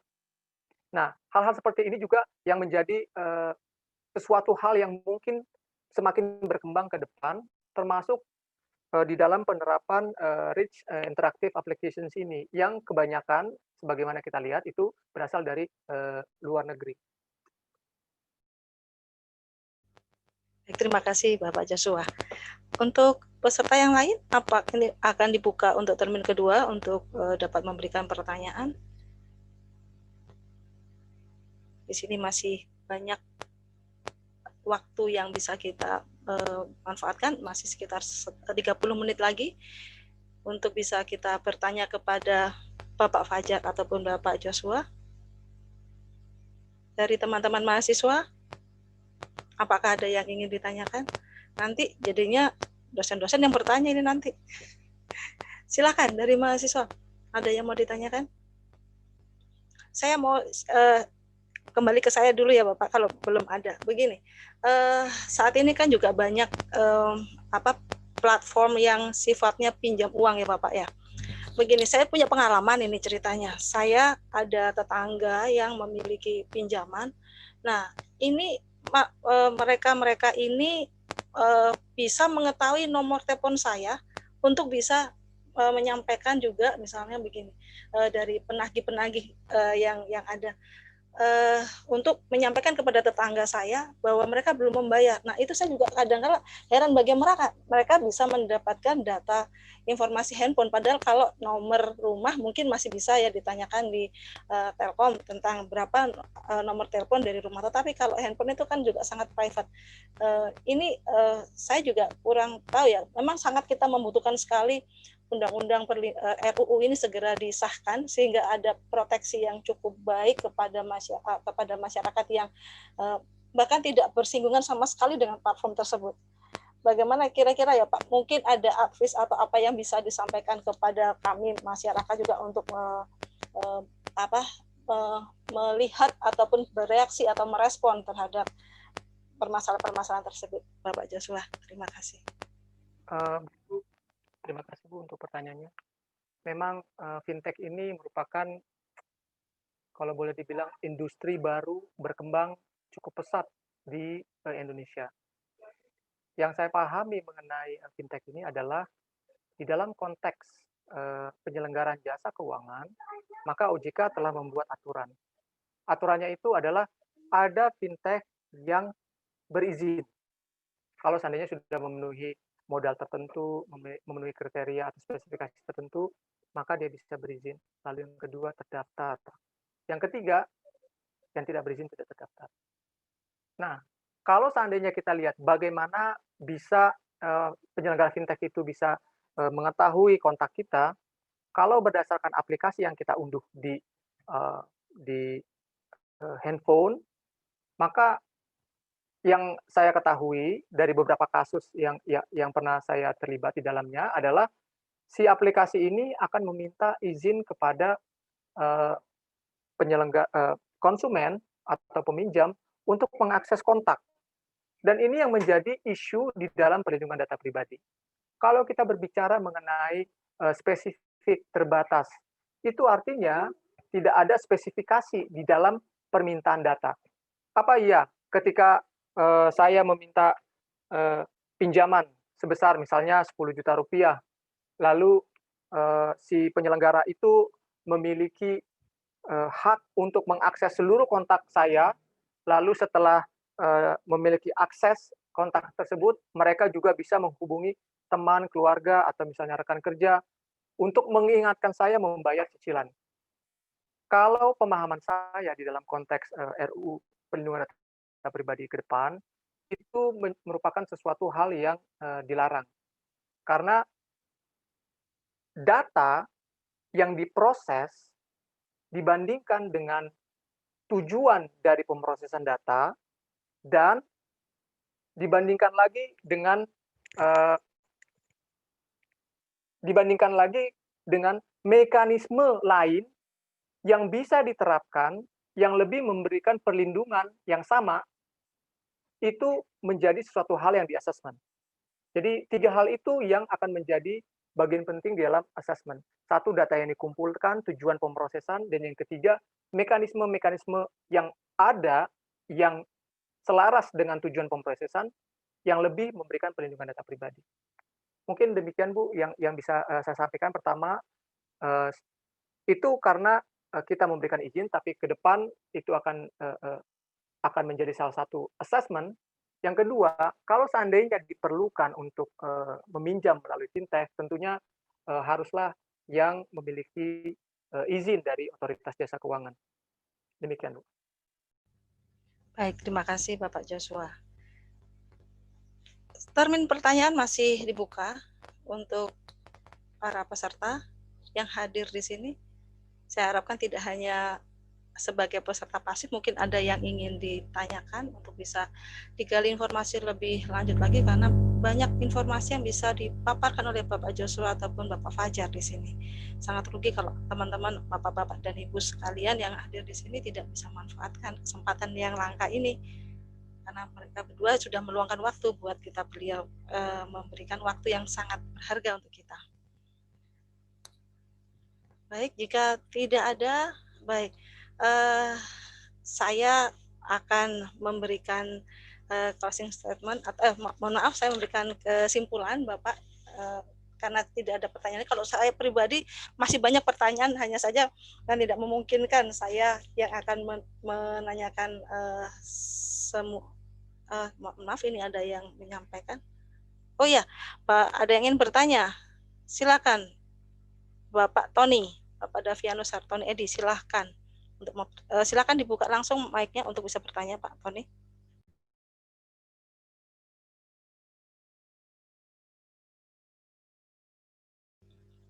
Pak Tony, silakan. Ya, saya ingin bertanya, dalam rancangan perlindungan data pribadi itu seringkali terkendala oleh beberapa kebijakan yang diberikan kepada produsen, misalnya dalam hal ini mereka memberikan semacam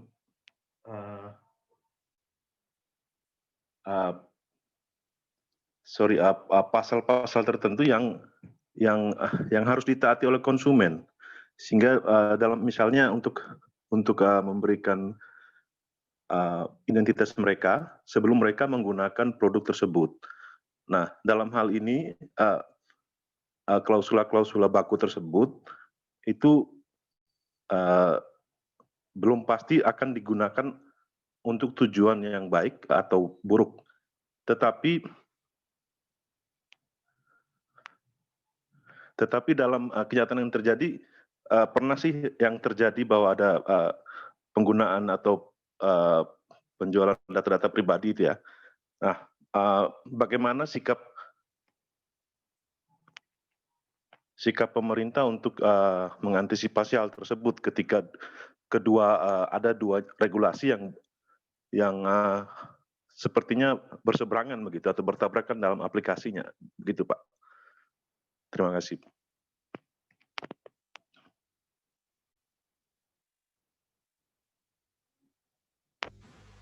Bapak Tony, ini akan ditanyakan kepada Bapak Fajar atau Bapak Joshua?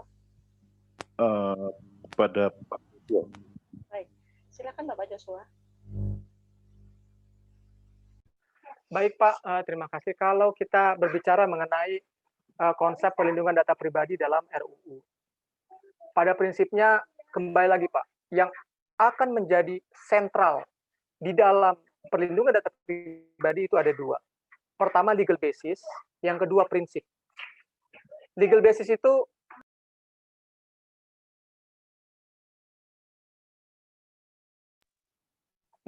itu artinya apakah data controller memiliki hak untuk memproses data pribadi. Tadi kembali lagi bisa persetujuan, bisa performance of contract, legal obligations, atau misalnya public interest, vital interest, dan legitimate interest. Yang kedua, kalaupun mereka memiliki legal basis, maka pertanyaan yang kedua adalah apakah mereka telah menerapkan prinsip-prinsip perlindungan data pribadi. Tadi ada sekitar 6 poin, dan di dalam 6 poin itu bisa dibagi-bagi lagi secara spesifik, transparansi, akuntabilitas, dan juga notice, dan seterusnya. Nah, jadi kalau seandainya mereka tidak punya legal basis, atau mereka melanggar prinsip-prinsip perlindungan data pribadi, maka konsekuensinya adalah adanya mekanisme penegakan hukum. Mekanisme penegakan hukum ini bisa berupa mekanisme penegakan hukum administratif, misalnya memberikan teguran atau bahkan sampai kepada pencabutan izin. Tentunya hal ini dilakukan dengan koordinasi antara instansi pemerintah. Yang kedua, kalau seandainya itu merupakan tindak pidana, maka di dalam RUU data pribadi juga diatur mengenai beberapa ketentuan tindak pidana. Misalnya, kalau kita berbicara mengenai penjualan atau pembelian data pribadi, itu bisa dipidana dengan penjara paling lama 5 tahun atau denda paling banyak 50 miliar rupiah. Atau misalnya memasukkan data pribadi dengan maksud untuk menguntungkan diri sendiri, itu bisa dipidana 6 tahun atau denda paling banyak 60 miliar rupiah. Akan tetapi, di dalam perkembangannya,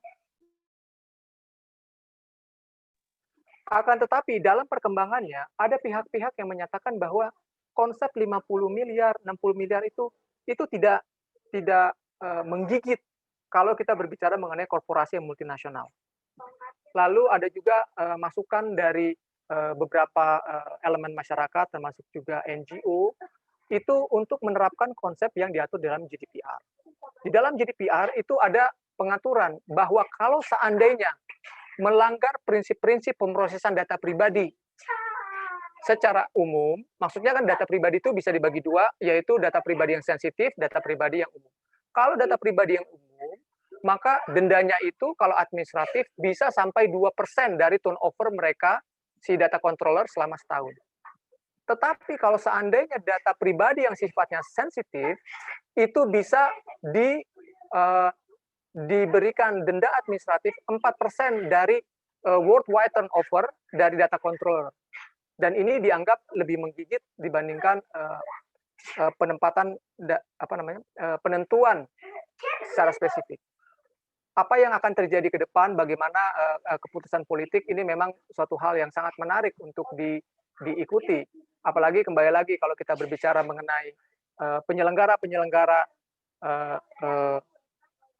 dalam konteks kita, Rich Interactive Applications itu berasal dari luar Indonesia, tentunya mereka merupakan raksasa-raksasa yang berada di bidang e-commerce atau TIK.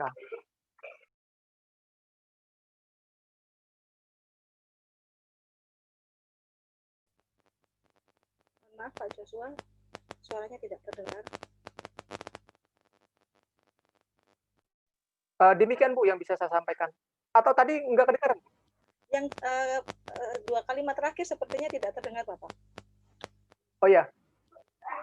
Jadi tadi terakhir saya sampaikan bahwa apakah pemerintah dan DPR akan ke arah menetapkan 4%, 2%, atau secara spesifik menyebutkan 50 miliar, itu menjadi hal yang sangat menarik untuk ditunggu.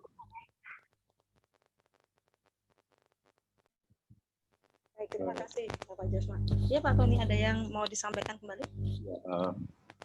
Baik, sekilas saya menyimak apa yang disampaikan oleh Joshua, itu masih berkaitan dengan upaya pemerintah ya untuk memberikan punishment atau sanksi apabila terjadi pelanggaran. Tetapi yang saya mungkin yang fokus yang ingin saya sampaikan adalah bagaimana suatu tindakan antisipatif dalam hal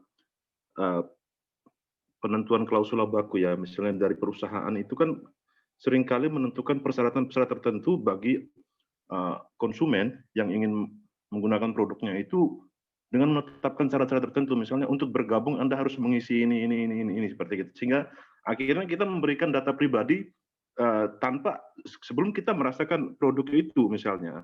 Nah ini kan suatu suatu pengkondisian yang belum tentu berakibat positif bagi konsumen. Nah, apakah hal ini masih ditempatkan sebagai produsen sebagai posisi mutlak untuk melakukan hal tersebut, ataukah bisa direvisi oleh pemerintah? Begitu Pak Joshua. Baik Pak, kalau dari pemahaman RUU PDP tidak ada larangan untuk mengatur atau membuat klausul baku. Yang ada adalah klausul baku itu wajib memenuhi prinsip-prinsip perlindungan data pribadi. Sebagai contoh, kalau seandainya ada data controller yang meminta data pribadi seseorang, nama, alamat email, lalu diminta juga biometrik, lalu diminta juga misalnya face recognition dan seterusnya. Apakah itu boleh atau tidak? Kembali lagi, pertama harus dilihat dulu legal basis-nya apa. Apakah ini untuk performance of a contract, atau misalnya untuk tujuan pemrosesan data pribadi. Kalau seandainya kita berbicara mengenai penerapan data pribadi yang sifatnya umum, jadi ada kontrak yang sebenarnya ini cukup untuk meminta nama, alamat email, lalu tahun lahir untuk menentukan bahwa orang ini adalah orang yang dewasa. Lalu diminta juga data mengenai ibu kandung, lalu mengenai nomor KTP, lalu misalnya juga sidik jari dan seterusnya. Dan itu ada di klausul baku. Maka dengan berlakunya undang-undang PDP, si data subjek bisa melaporkan hal tersebut kepada otoritas. Dan otoritas akan memeriksa, melakukan assessment, kembali lagi. Ada dua hal yang akan diperiksa, pertama legal basis-nya, yang kedua adalah prinsip-prinsip perlindungan data pribadi. Kalau seandainya otoritas akan menemukan bahwa si data controller ini tidak transparan, tidak meminta lebih dari yang dia butuhkan, maka pemerintah akan melakukan enforcement. Dengan kata lain, yang boleh dibuat di dalam standar klausul baku adalah klausul-klausul yang masih sesuai dengan prinsip-prinsip perlindungan data pribadi. Demikian Pak ya yang bisa saya sampaikan.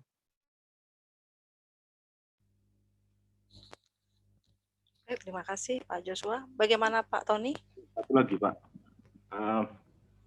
adanya penerobosan data-data pribadi ya, dari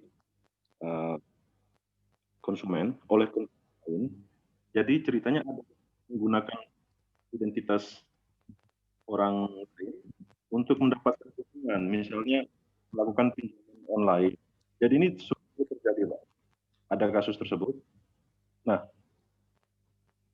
di situ tentu saja menimbulkan ketidaknyamanan.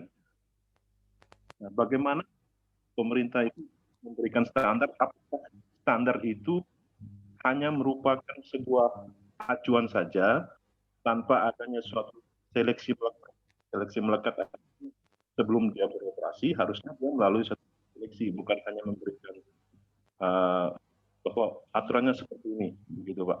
Nah, apakah itu terjadi atau hanya memberikan itu saja Pak dalam praktek? Terima kasih. Baik Pak, kalau kita berbicara mengenai praktik, tentunya data controller itu perlu diberikan fleksibilitas di dalam menerapkan compliance-nya dia terhadap undang-undang. Dalam hal ini, memang undang-undang akan membuat prinsip-prinsip, lalu nanti otoritas perlindungan data pribadi akan menerjemahkan prinsip-prinsip tersebut menjadi guidelines atau direktif yang lebih konkret. Apakah itu dalam bentuk PP, lalu diturunkan ke dalam peraturan menteri, itu masih dibahas di DPR. Nah, hal-hal seperti itu yang akan dideliver kepada data controller. Akan tetapi mereka sendiri membutuhkan fleksibilitas untuk melakukan assessment terhadap core bisnisnya, terhadap tujuan pemrosesan data pribadi, dan terhadap data pribadi yang akan diproses oleh data controller ini. Jadi memang pemerintah akan memberikan rambu-rambu, guidelines, direktif, tetapi data controller tetap harus memiliki fleksibilitas, karena yang lebih memahami secara kontekstual di dalam kasusnya masing-masing adalah data controller. Tetapi sekali lagi Pak, ketika ada data controller yang melakukan pelanggaran terhadap prinsip-prinsip perlindungan data pribadi atau misalnya direktif atau guidelines, maka data subjek bisa melaporkan kepada otoritas. Dan di dalam RUU PDP juga akan diatur setiap data controller itu yang memproses data pribadi dalam jumlah yang signifikan atau data pribadi yang sifatnya sensitif itu wajib memiliki data protection officer, DPO. Tugasnya adalah memberikan arahan secara organisatoris, memberikan keputusan-keputusan mengenai go atau no go terhadap misalnya cara memproses atau misalnya terhadap jumlah data yang diproses dan seterusnya. Jadi itu akan diatur di dalam RUU. Baik Pak Joshua, terima kasih untuk penjelasannya. Begitu Pak Tony, untuk informasi dari Bapak Joshua. Cukup. Ya, Pak Joshua, penjelasan normatif. Baik. Apakah ada tambahan dari Bapak Fajar mungkin?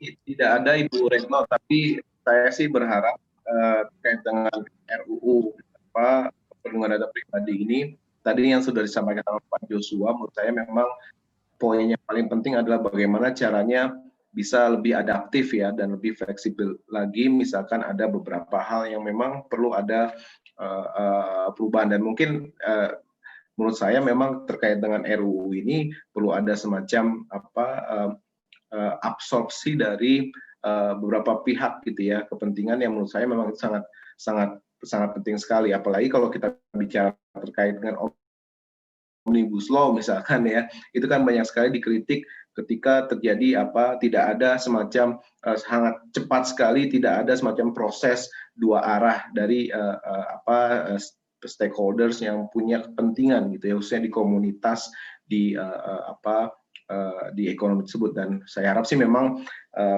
seperti yang tadi disampaikan oleh Pak Joshua, menurut saya sih memang ini menjadi salah satu poin penting dan menjadi salah satu hal yang penting lah terkait dengan kemajuan khususnya di sektor digital ekonomi atau digital teknologi ke depannya. Mungkin itu saja Ibu Retno. Baik, terima kasih Bapak Fajar untuk pendapat yang diberikan. Untuk Bapak Ibu yang lain, kira-kira apakah masih ada pertanyaan? Untuk peserta yang menginginkan adanya link presensi, sudah ada di kolom chat. Mungkin Bapak Aditya bisa melihat yang di atas sudah ada untuk bisa mengisi link. Jika tidak ada, saya akan mengakhiri dengan memberikan kesimpulan lebih dulu. bahwa dengan adanya Rich Interactive Application ini justru akan makin mempercepat laju perekonomian bahkan untuk seluruh aspek kehidupan di masyarakat, terutama juga bisa meningkatkan lapangan pekerjaan karena juga akan memunculkan hal-hal yang baru secara kreativitas. Meskipun begitu tetap dibutuhkan aturan yang dapat memberikan arah di mana aturan tersebut tetap tidak membatasi kreativitas yang bisa masyarakat berikan. Tetapi juga tetap dibutuhkan literasi digital untuk bisa memberikan pemahaman atau pemahaman kepada masyarakat terkait dengan pertanggungjawaban untuk apa yang bisa diberikan, baik itu dari pihak korporasi ataupun dari pihak masyarakat sendiri di dalam memberikan informasi, baik itu informasi untuk data pribadi ataupun informasi lainnya. Demikian, apakah ada yang mau disampaikan untuk menambahkan Bapak Fajar? Ataupun Bapak Fajar ada yang mau ditambahkan mungkin terkait dengan kesimpulan tadi? Saya cukup. Cukup, baik. Dengan Bapak Joshua mungkin ada yang mau ditambahkan? Sudah cukup, Bu Retno. Terima kasih. Baik, terima kasih. Kalau begitu kami ucapkan banyak terima kasih kepada Bapak Fajar dengan Bapak Joshua atas waktu yang diberikan. Mohon maaf kalau selama proses dalam diskusi ini mungkin ada kekurangan atau kesalahan yang saya secara pribadi berikan. Untuk itu saya lanjutkan, saya serahkan kembali kepada MC. Kepada MC. Baik, terima kasih. Terima kasih kepada Ibu Retno selaku moderator. Sebelumnya, saya mohon kepada seluruh peserta untuk dapat menyalakan kameranya sebagai bentuk dokumentasi. Baik, untuk seluruh peserta, dimohon untuk menyalakan kamera. Baik, kita mulai. 1, 2, 3. Lagi. 1, 2, 3. Baik, sekali lagi. 1, 2, 3. Baik, terima kasih atas partisipasi dan antusiasme dari para peserta webinar pada hari ini. Tak terasa, waktu webinar telah selesai. Kami mohon maaf jika ada kekurangan dalam berlangsungnya webinar pada hari ini. Saya, Alfiano Boyko Wijaya, pamit undur diri. Sekian dan terima kasih. Baik, terima kasih. Terima kasih Pak Fajar, Bu Retno. Udah Ya, mohon Terima kasih juga. izin, ya. Mohon izin, Sukses Liv. semua, sehat-sehat selalu, Sehat selalu. Bapak Ibu.